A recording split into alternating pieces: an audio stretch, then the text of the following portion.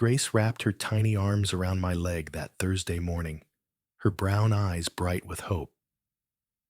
"Daddy, today, we see Grandma and Grandpa right." I had promised her this moment for 3 years. Thanksgiving dinner at my family's house, the first time they would meet her. I felt a knot of worry in my chest because I knew they had never truly accepted Grace, but 3 years felt like enough time for hearts to change. She had practiced saying Happy Thanksgiving all week, her voice small and eager. The navy blue dress with tiny white flowers swayed as she spun in front of the mirror. Grace had no idea her grandmother had once wished she did not exist.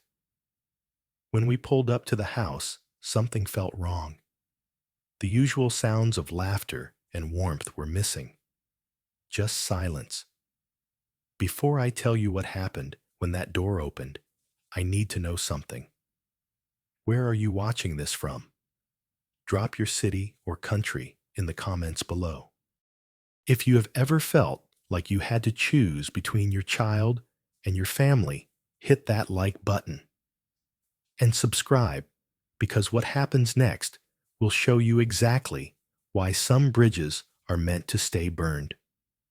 Now let me take you back to that moment when everything fell apart. My name is Jake. I am 28 years old, and I work at a construction company in Portland, Oregon. 7 years ago, I met Sarah in college. We were both 21 when she got pregnant. It was not planned. My family especially, my mother Patricia, lost their minds. She is the traditional type, the kind who cares deeply about what other people think. She told Sarah this was a disaster waiting to happen. My mother actually drove to Sarah's apartment with an envelope full of cash, trying to convince her to end the pregnancy. Said it would ruin my future. When Sarah decided to keep the baby, my mother's disappointment turned into something colder. Sarah gave birth to Grace, and for 6 months she tried. But motherhood was not what she wanted. One morning, I woke up to find Sarah gone. Just a note on the kitchen counter saying she could not do it anymore. Grace was 6 months old, crying in her crib, and I was alone. My mother blamed Grace for everything. She actually said those words out loud at Sunday dinner when I brought Grace over, hoping they would bond. "That child destroyed your future, Jake. You should have listened to me." My older brother Brandon nodded along. My sister sat there silent, which somehow felt worse than agreeing. They all thought I should give Grace up for adoption, find her a good family, move on with my life. I remember holding Grace that night, her small body warm against my chest, and making a decision. I packed our things and moved out. I stopped answering their calls. For 3 years, it was just Grace and me against the world. Those years were hard. I worked 2 jobs for a while. Overnight shifts at the warehouse, day shifts at construction sites. Grace went to daycare. I learned how to braid hair through YouTube videos.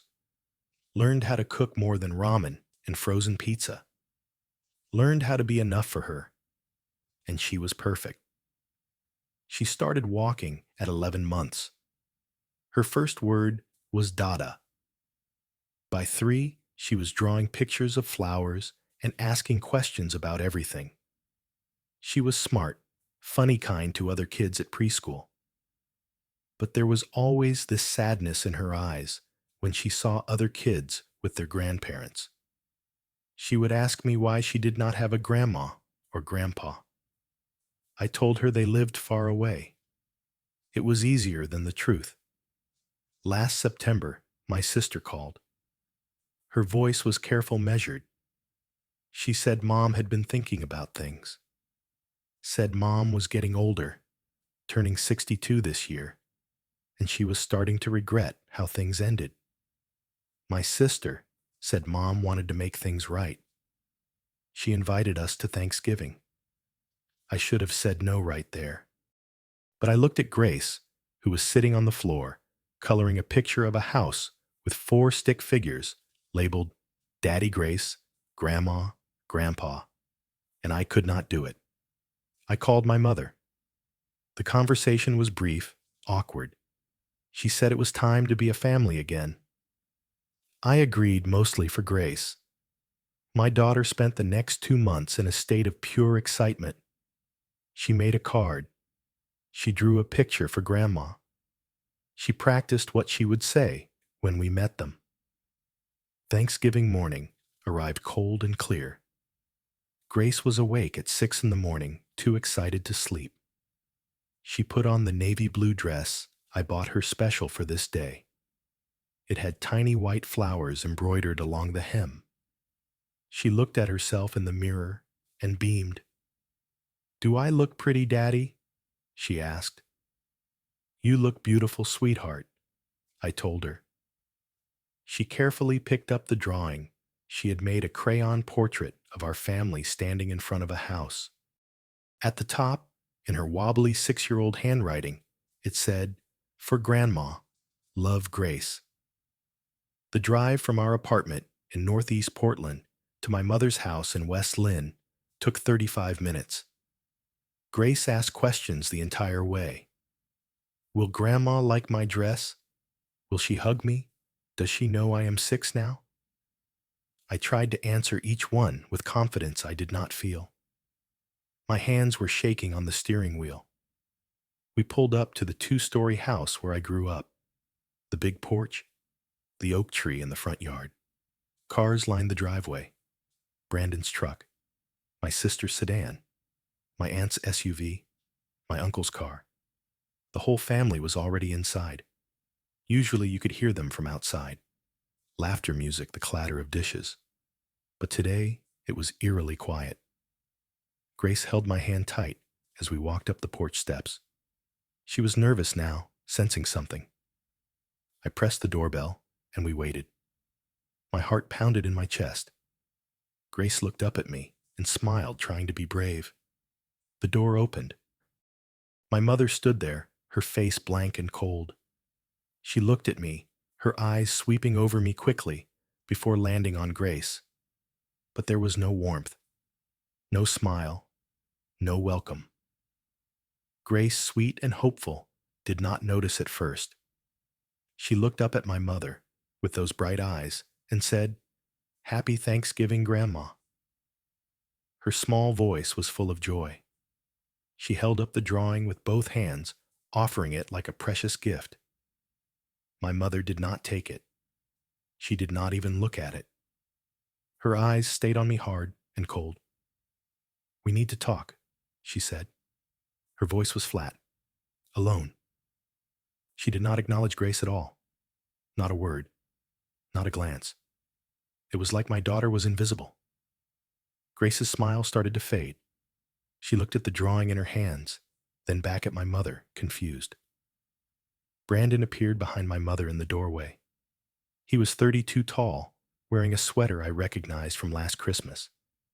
He looked at me, then briefly, at Grace, then away. Like looking at her was uncomfortable. My sister came down the stairs behind them. She stood there with her arms crossed, watching. None of them moved aside to let us in. None of them said hello to Grace. "Mom, you invited us," I said, trying to keep my voice steady. "What is going on?" My mother glanced back to make sure no one else was listening, then stepped out onto the porch. She pulled the door, mostly closed, behind her. "I invited you," she said quietly. But not quietly enough. Grace was standing right there. Not her. My blood turned to ice. "What are you talking about?" I said. "You knew I was bringing Grace. You invited both of us." My mother's jaw tightened. She looked uncomfortable now, like she was the victim in this situation. "2 weeks ago, your Aunt Helen called. She is coming to Thanksgiving. She does not know about your situation." She said the word situation like it tasted bad in her mouth. She thinks you are still single, focused on your career. If she finds out about this, she gestured vaguely at Grace without looking at her. It will reflect poorly on all of us. I need you to come inside alone, just for a few hours. Keep up appearances. I could not believe what I was hearing.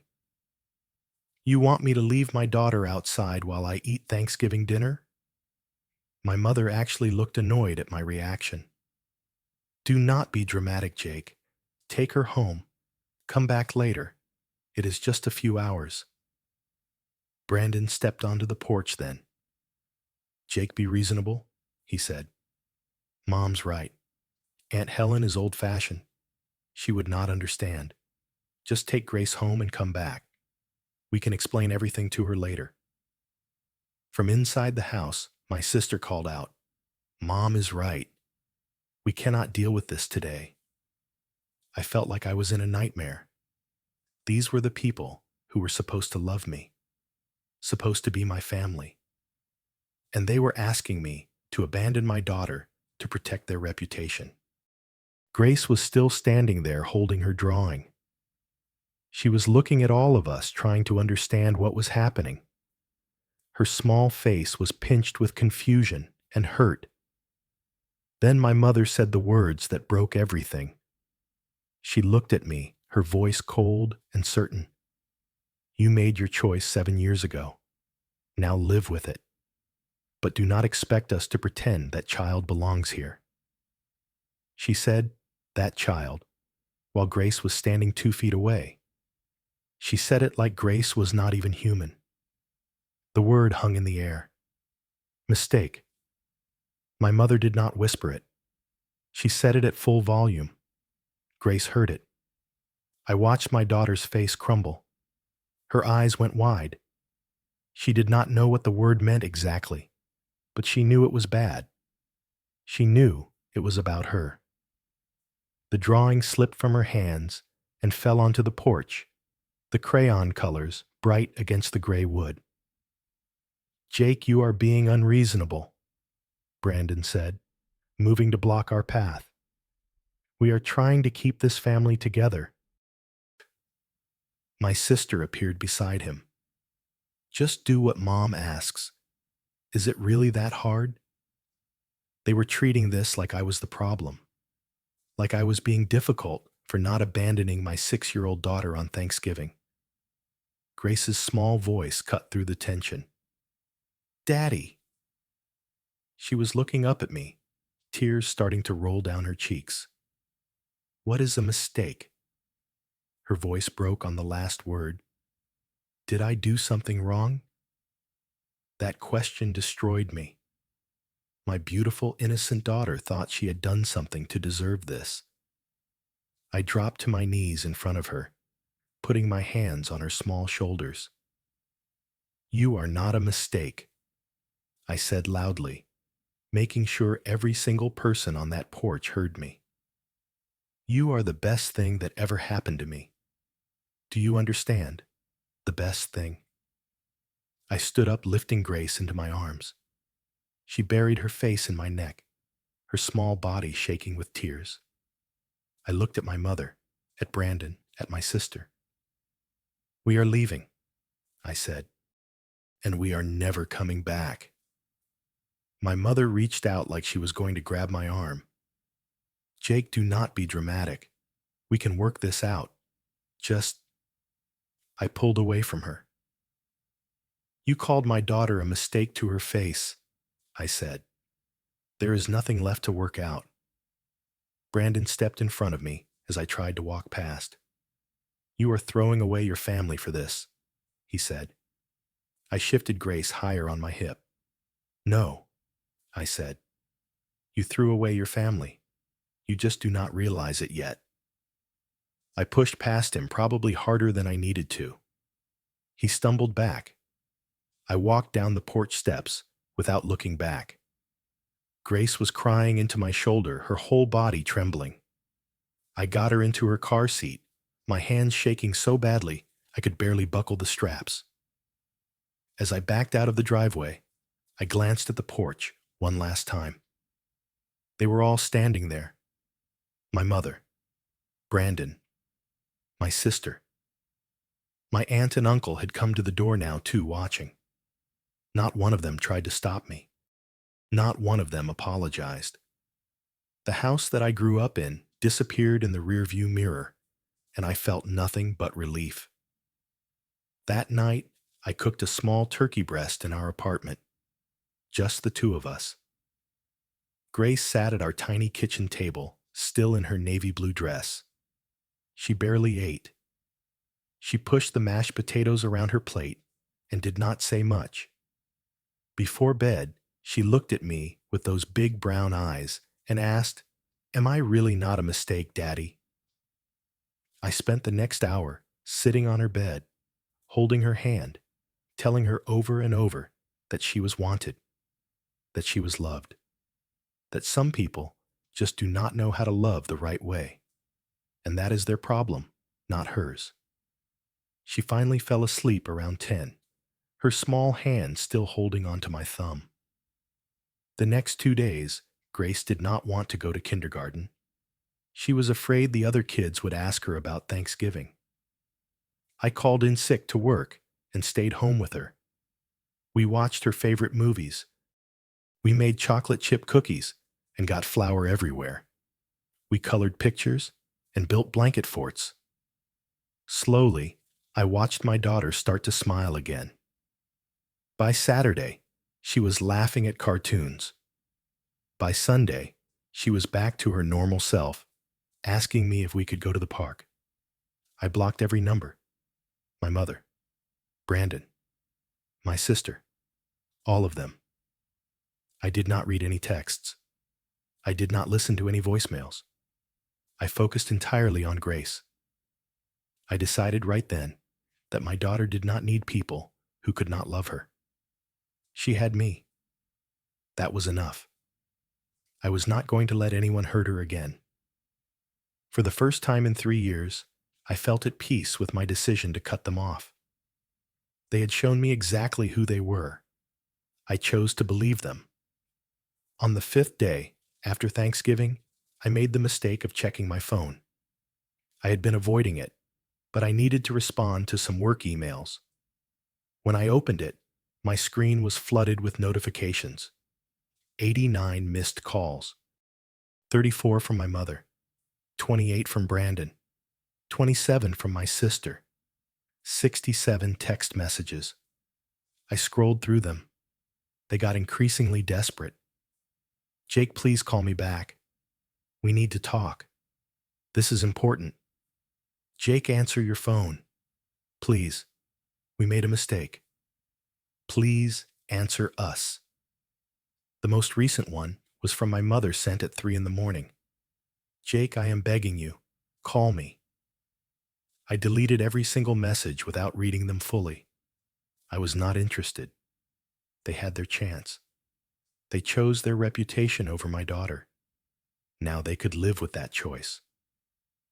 I blocked the numbers again and went back to making breakfast for Grace.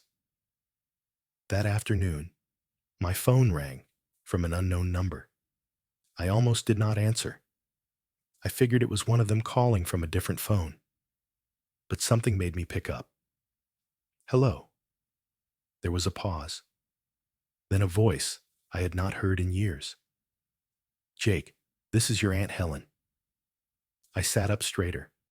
Aunt Helen was my father's sister. She was 68, lived in Seattle, and I had not spoken to her since my dad died 5 years ago. "I need you to know what really happened after you left on Thanksgiving," she said. Her voice was serious, measured. "Call me back at this number when you have time to talk. It is important."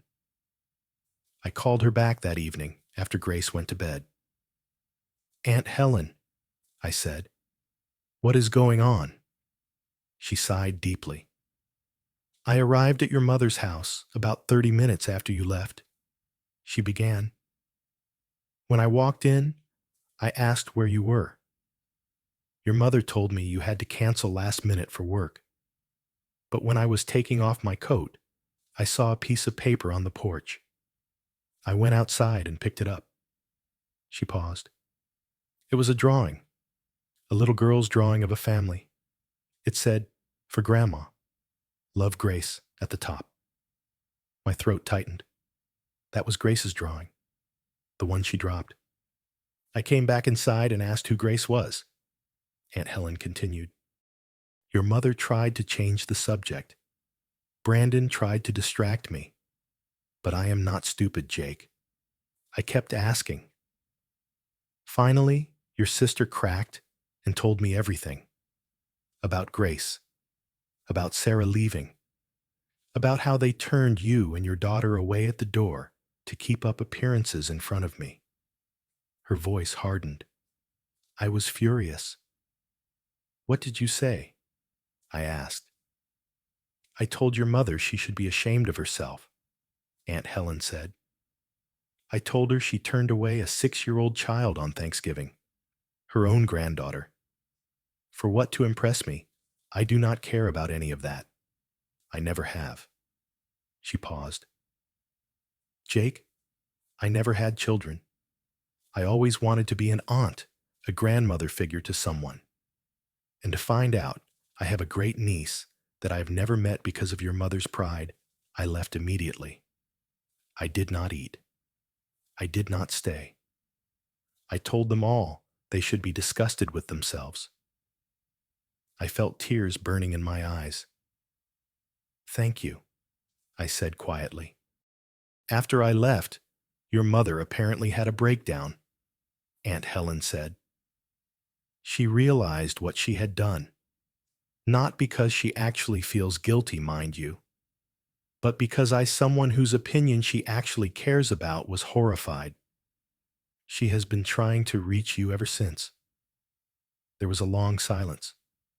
"Jake, I would very much like to meet Grace," Aunt Helen said, "if you would allow it." "I will think about it," I said. "But my mother, Brandon, my sister, I am done with them. They had their chance. They called Grace a mistake to her face. I will never forgive that." Aunt Helen made a sound of agreement. "I do not blame you," she said. "What they did was unforgivable. But I hope you will let me be part of Grace's life. I promise I will never hurt her the way they did." We talked for another hour. She told me about her life in Seattle, about how she had been thinking of me since my father died. We made plans for her to visit the following weekend. True to her word, Aunt Helen drove down from Seattle the next Saturday. I was nervous about how Grace would react, but when Aunt Helen walked through our apartment door, carrying a bag of cookies and a stuffed elephant, Grace lit up. Aunt Helen knelt down to her level and said, "Hi, Grace. I am your great Aunt Helen. I have been waiting a very long time to meet you." Grace looked at me for permission. I nodded. She smiled shyly and said, "Hi." Within an hour, they were sitting together on the couch, Aunt Helen reading Grace a story. My daughter was leaning against her, completely comfortable. At one point, Aunt Helen looked over Grace's head and mouthed to me, "She is perfect."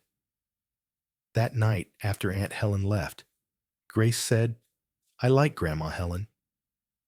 "She is not technically your grandma," I started to say, but Grace interrupted.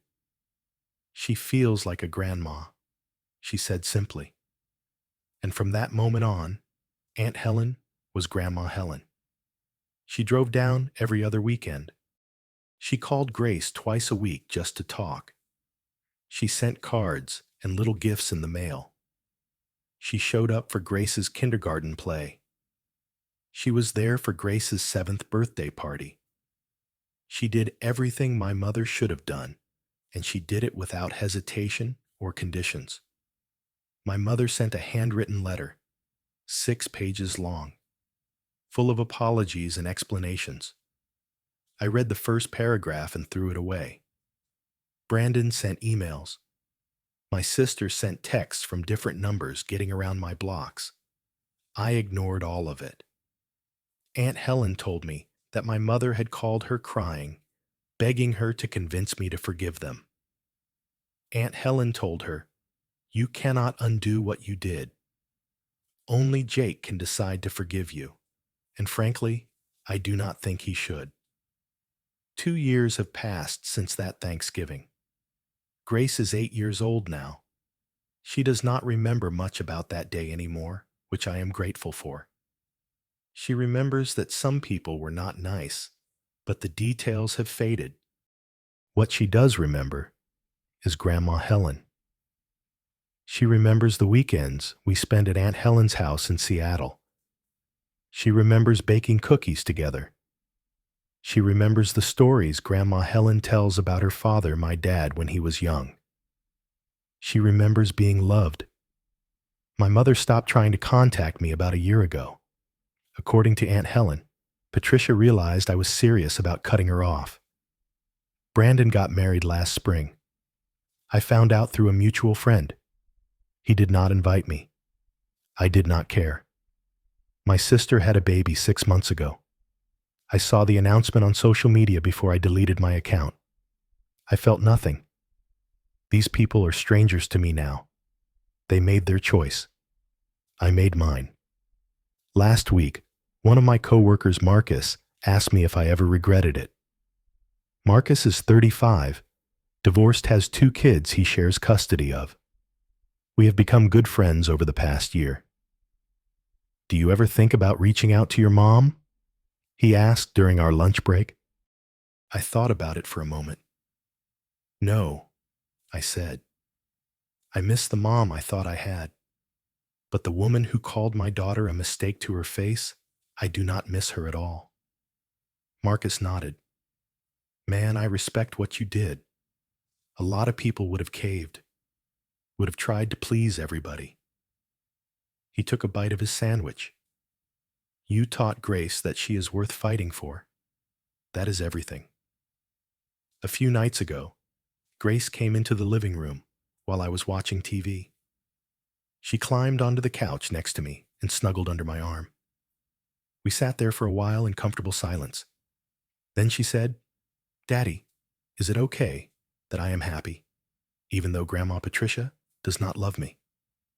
The question caught me off guard. "Of course it is, baby," I said. "Why would you ask that?" She shrugged. "Some kids at school were talking about their grandmas. I said I have Grandma Helen, but I was thinking about the other grandma, the one who does not want me." I pulled her closer. "Family is not just about blood, Grace. Family is about who shows up for you, who loves you no matter what, who fights for you when things get hard." She looked up at me. "Like you and Grandma Helen." I smiled. "Exactly like us." She was quiet for another moment. Then she said, "I am glad you are my daddy." My heart felt like it was going to burst. "I am glad you are my daughter," I told her.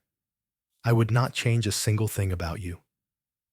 She smiled and went back to watching TV, perfectly content. In that moment, I knew with absolute certainty that I had made the right choice. Every sacrifice, every hard day, every moment of doubt, it was all worth it for this, for her. I will not lie and say it has been easy.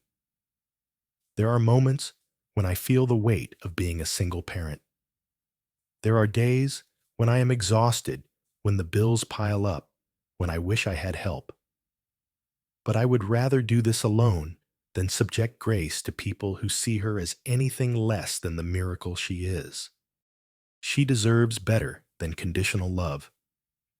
She deserves people who celebrate her existence, not people who tolerate it. And that is exactly what she has now. Some people will test how much you love your child. They will make you choose between them and your child. They will ask you to compromise your child's dignity for their comfort. When that happens, choose your child. Every single time. Do not hesitate. Do not second guess yourself. Because years from now, what matters is not whether your family accepted your choices. What matters is that your child knows, without a single doubt, that they were worth fighting for. Grace asked me yesterday if I ever miss my mom. We were driving home from Grandma Helen's house. It was getting dark. She was tired, leaning her head against the car window. I thought about lying about giving her some easy answer, but I decided to tell her the truth. I miss the mom I thought I had, I said. But I do not miss the one who called you a mistake. There was a long pause. Then Grace reached over and squeezed my hand. That is okay, Daddy, she said softly. We have each other, and Grandma Helen, and that is enough. I looked at her in the rearview mirror. She was smiling at me. And you know what? She was absolutely right. We are more than enough. So let me ask you something. Have you ever had to choose between toxic family and protecting someone you love? Drop your answer in the comments. I want to hear your stories. If this resonated with you, hit that like button. Subscribe to this channel because I share real stories about real struggles, and your support means everything. Share this video with someone who needs to hear that it is okay to walk away from people who hurt you, even if they are family. Thank you for listening to my story. I hope it helps someone out there who is struggling with a similar choice. Remember, you are not alone. And to everyone watching, I wish you the courage to protect the people you love even when it is hard, even when it costs you everything. Because some things, some people are worth it. Take care of yourselves, stay strong, and never let anyone make you feel guilty for choosing love over obligation.